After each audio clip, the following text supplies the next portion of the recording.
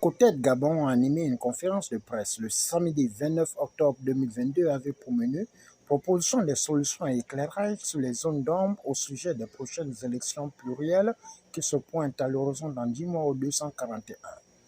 C'est en présence du révérend pasteur Georges Bruno Ngoussi, leader de la société civile et participant venu pour la circonstance. Pour la transparence électorale et la démocratie au Gabon, de côté de Gabon, le révérend pasteur Georges Bruno Ngoussi, qui va faire son allocution, qui va nous déclarer son propos liminaire. Je voudrais donc vous remercier tous et toutes d'avoir bien voulu effectuer le déplacement, d'avoir bien voulu répondre présent à notre invitation. La conférence de presse a pour objectif de présenter le travail qui a été réalisé par la société civile dans le cadre de cette proposition de réforme du code électoral. Et tout au long de cette conférence de presse, nous allons expliquer pourquoi nous tenons à ce que ce code électoral soit réformé. Donc je vais très rapidement passer la parole au président pour son propos liminaire. C'est un avis de satisfaction totale pour la simple raison que le travail qui a été vraiment conduit par les membres du COTED, entourés des experts sollicités à cet effet, ils ont donc fourni le travail que je ne pense pas qu'il peut être réfuté par quelqu'un de bonne foi. Parce que vous avez pu vous rendre compte que tout ce qui est proposé, ce sont des dispositions que tout le monde souhaite vivre l'application au Gabon. Je vous ai pris tout à l'heure l'exemple des matchs de football. Bientôt, ce sera la CAN, la Coupe du Monde et autres. C'est un exemple parmi tant d'autres. Qu'est-ce qui fait que le Gabon, qui va jouer sur ses propres installations, puisse constater que après 90 minutes de jeu sur son propre stade, devant son propre public, et si le Gabon est battu 5-0, le public gabonais sort tranquillement, sans casser, sans crier contre les autres joueurs, sans crier contre les arbitres. Ce qui donne ce résultat, c'est le fait que les règles du jeu ont été préélaborées, préétablies et acceptées par tous. C'est ce que propose la société civile gabonaise. Autant on dit on gagne cash, autant il faut accepter cash la proposition qui fait en sorte que chacun soit convaincu de la victoire de l'autre. Le révérend pasteur Georges Bruno Ngoussi, Geoffroy Fumboula, porte-parole du couple citoyen, n'ont pas hésité d'interpeller et suggérer à l'État les réformes sur le code électoral durant cette conférence de presse. Que chacun soit convaincu de la défaite de l'autre. On ne demande pas tant autre chose que ça. C'est si simple. C'est si simple. Et vous, journalistes, nous vous faisons confiance. Nous pensons que vous serez non seulement nos interprètes, mais puisque vous êtes en même temps aussi les acteurs de ce qui se fait, vous êtes en même temps aussi concernés, comme le disait tout à l'heure notre expert maison, notre expert interne. Vous êtes appelés, vous aussi, à jouer votre partition, comme celle que vient de jouer la société civile. Nous allons partir de bureau en bureau, de pays en pays, mais vous, vous avez la possibilité de faire le monde entier en une seconde. Donc, c'est à vous de pouvoir transporter ce que nous disons en intenté dans le monde entier. En fait, en gros, on a apporté 50 réformes au code électoral actuel.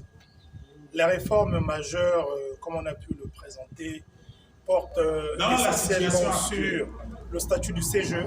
Les élections sont co-organisées soit celui qui organise de l'avant seul des élections et donc une co-organisation avec le ministère de l'Intérieur et qu'en conséquence, le CGE revoit également sa composition de façon à ce qu'on retrouve en interne à la fois les représentants de l'opposition, de la majorité, mais aussi les acteurs de la société civile.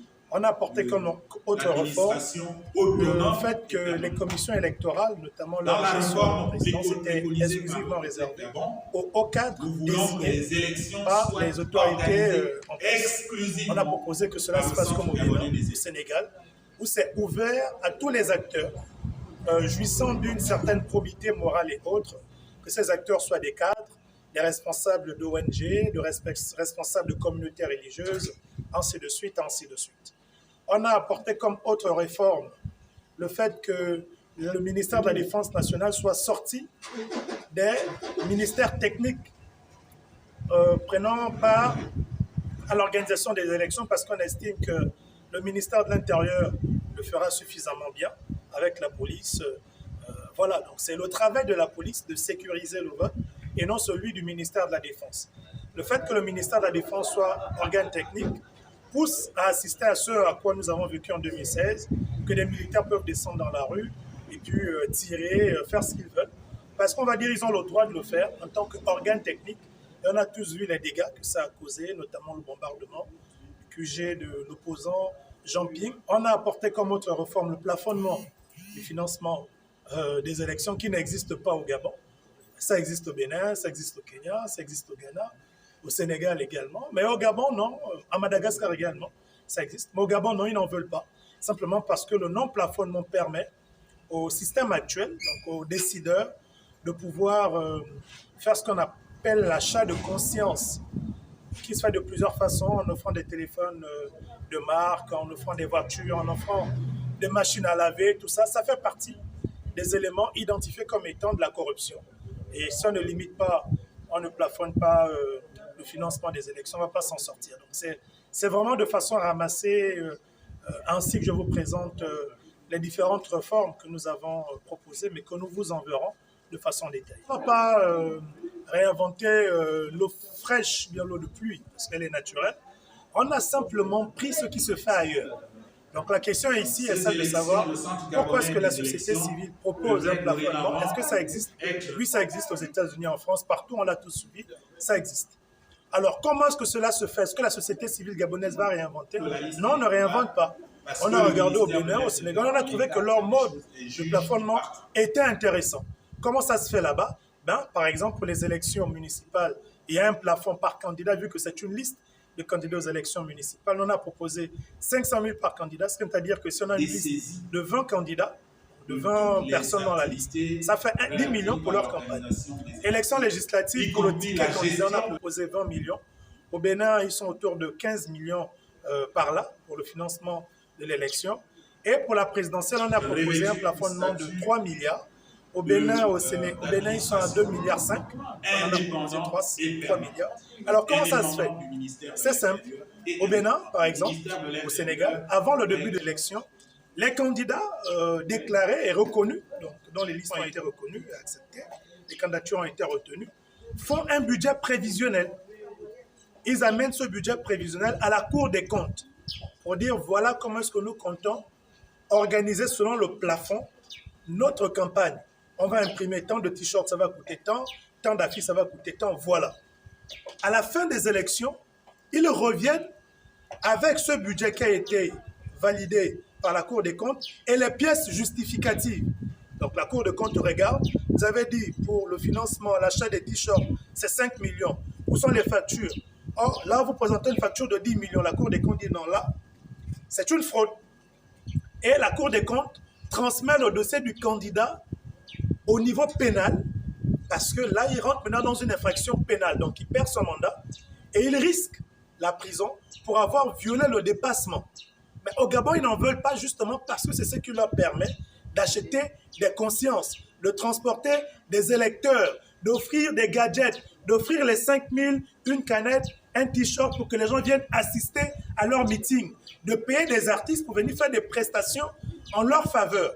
Si tout ça est limité, ça permet à tous les candidats d'être au même niveau d'égalité et voilà, pour pouvoir mener la campagne. Donc, c'est un élément auquel on tient Et comme le Gabon se vante d'être un pays champion de la probité et de la lutte contre la corruption, bon, logiquement, il ne doit pas trouver de mal à ce qu'il s'arrime à ce qui se fait dans d'autres pays.